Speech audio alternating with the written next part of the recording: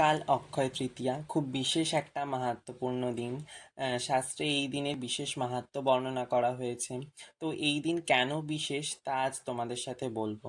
বলা হয় এই বিশেষ দিন থেকে সত্যযুগের প্রারম্ভ, সত্যযুগের সমাপ্তি হয়ে ত্রেতা যুগের সূচনা হয়েছিল। এই দিন থেকে ব্যাসদেব মহাভারত রচনা করতে শুরু করেছিলেন। ব্যাসদেব বলেছিলেন এবং গণেশজি তা লিখেছিলেন।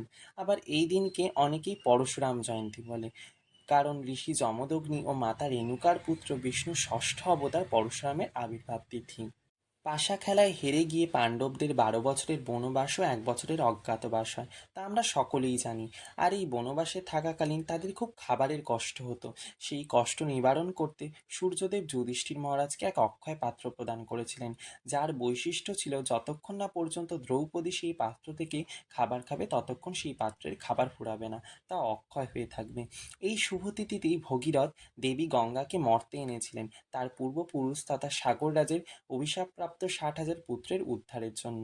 প্রবল শৈত্যপ্রাবল্যের জন্য হিমালয়ের 4 ধাম কেদারনাথ, বদ্রীনাথ, গঙ্গোত্রী ও যমুনোত্রীর দ্বার বন্ধ থাকে 6 মাস ধরে, আর 6 মাস খোলা থাকে। আর এই অক্ষয় তৃতীয়ার দিনই সেই দ্বার খোলা হয়। ভাতৃদ্বিতীয়ার সময় যখন দ্বার বন্ধ করা হয়, তখন মন্দিরের গর্ভগৃহে এক প্রদীপ জ্বালিয়ে রাখা হয়, যে প্রদীপকে বলা হয় অক্ষয় প্রদীপ। আর অক্ষয় তৃতীয়ায় যখন দ্বার খোলা হয়, তখনও সেই প্রদীপকে জ্বলতে থাকতে দেখা যায়। এই দিন থেকেই পুরীতে জগন্নাথ দেবের রথের নির্মাণ কার্য শুরু হয়।